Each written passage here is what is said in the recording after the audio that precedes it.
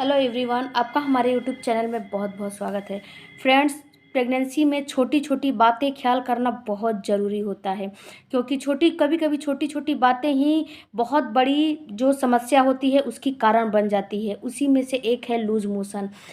Pregnancy में loose motion जब होने से क्या होता है, आपके शिशु की विकास रुक जाती है या फिर इससे क्या क्या जुड़ी समस्या आती है लूज मोशन से। इसके अलावा इसको क्या ठीक करने का उपाय है अगर आपको लूज मोशन हो रहा है तो। जनरली लूज मोशन होना आम बात है, ये किसी को भी हो सकता है, लेकिन आपने इस समय प्रेगनेंसी कंसीव किया है तो आपको लूज मोशन होना कब होता है। तो देखिए, सबसे पहले तो अगर आपको प्रेगनेंसी में लूज मोशन होता है तो या तो प्रेगनेंसी के ये फर्स्ट ट्राइमेस्टर में हो सकता है 1 से 3 मंथ, या फिर थर्ड ट्राइमेस्टर में हो सकता है 7 से लेकर 9 मंथ। इन दोनों में आपको लूज मोशन स्टार्ट हो सकता है। अगर आपको लूज मोशन प्रेगनेंसी की वजह से है तो इसमें कई कारण होते हैं।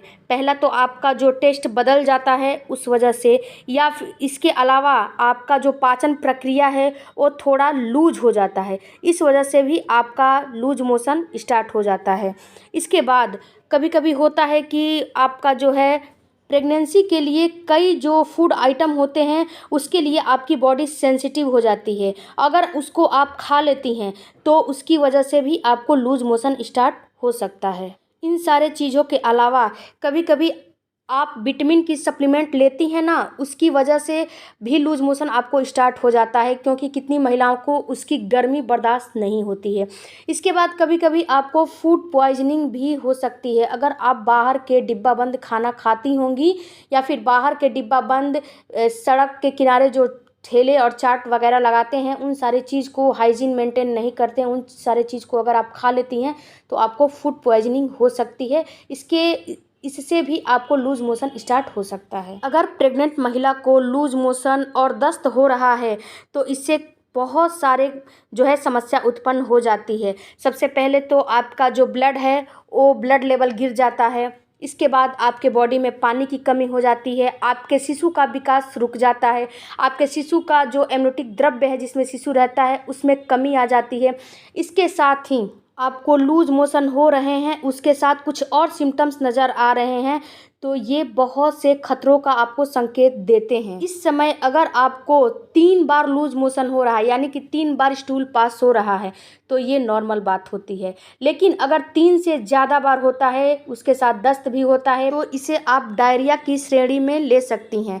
इसके अलावा अगर आपको जो है लूज मोशन के साथ पेट में मरोड़ हो रहा है, बॉडी में क्रैम्प हो रहा है, मसल में क्रैम्प हो रहा है, पेट में दर्द हो रहा है, तो आपको इमीडिएटली डॉक्टर के पास जाना चाहिए, डॉक्टर से सलाह लेना चाहिए। डॉक्टर आपको दवा देगा तो क्या आपको डॉक्टर बताएगा उस समय वो अलग सिचुएशन होता है। अगर यहीं आपको 3 दिन से दस्त लग रही है और वो सामान्य है, नॉर्मली है, तो आपको होम मेड रेमेडी का इस्तेमाल करना चाहिए, क्योंकि प्रेगनेंसी में एंटीबायोटिक का डॉक्टर भी इस्तेमाल नहीं करती हैं। ये खतरे का संकेत होता है। एंटीबायोटिक जो दवाइयाँ होती हैं वो आपको नहीं दिया जाता है। तो होम रेमेडी कौन कौन सी है, आइए सबसे पहले उसके बारे में जानते हैं।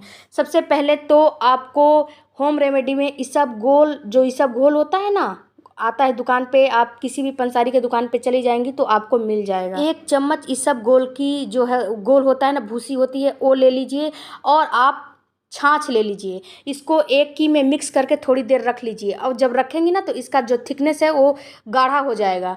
तो इसको आपको खाली पेट ही लेना है, दिन भर में 1 बार इसको आप लीजिए, क्योंकि इसबगोल में बहुत सारे फाइबर होते हैं जो कि आपके आंतों को जो है इम्प्रूव करेंगे, ठीक करेंगे, और जो लूज हो गया है, कमज़ोर हो गया है, उसको उसमें भी वो उसकी मदद करेंगे इम्प्रूव करने में। इसके अलावा अगर आपको लूज मोशन हो रही है तो सबसे पहले आपको केला, मूंग दाल, चावल, खिचड़ी में आप दही डाल के कर्ड डाल के खा सकती हैं। इन सारे चीज़ को अपने फूड में, अपने डाइट में आपको इंक्लूड करना ही करना चाहिए। इसके बाद आपको दस्त, स्टूल पास, लूज मोशन सारे चीज़ हो रहे हैं तो आप बहुत थक जाती हैं, यानी कि बहुत अंदर से कमज़ोर फील करने लगती हैं, थकी थकी महिला रहने लगती है, उसको किसी भी ना खाने का मन करता है, कुछ ना पीने का मन करता है। तो आप थोड़ा बहुत 1 ही 2 चम्मच खाइए, लेकिन खाइए ज़रूर। और इसबगोल की भूसी दही के साथ आप या छाछ के साथ आपको लेना ही लेना है। तो अगर आपको थकान महसूस हो रही है तो इसके लिए आप ORS घोल का एक पैकेट आता है, उसको ख़रीद लीजिए, या फिर घर में ही ORS का घोल बना लीजिए।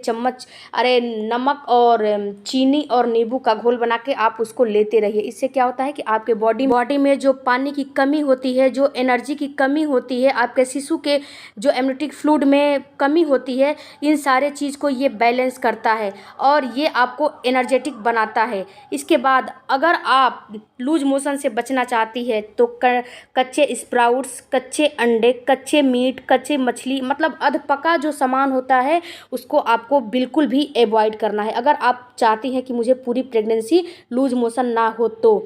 इसके बाद अगर आप बाहर का कोई भी चीज़ खाती हैं, परचेज करती हैं, खरीदती हैं, तो उसे पूरी तरह से परख ले कि ये पूरा पका हुआ है कि नहीं, ये हाइजीन के साथ मेंटेन है कि नहीं, वरना आपको नहीं लेना चाहिए। अगर कभी भी आपको प्रेगनेंसी में लूज मोशन होता है तो इन होम रेमेडी को लेके आप ठीक कर सकती हैं, दस्त को भी ठीक कर सकती हैं। आई होप कि ये हमारा वीडियो आपको अच्छा लगा होगा। मिलते हैं अगले वीडियो में, तब तक thank you for watching, bye bye, धन्यवाद, गॉड ब्लेस यू। आप अपना प्रेगनेंसी एंजॉय करिए, टेक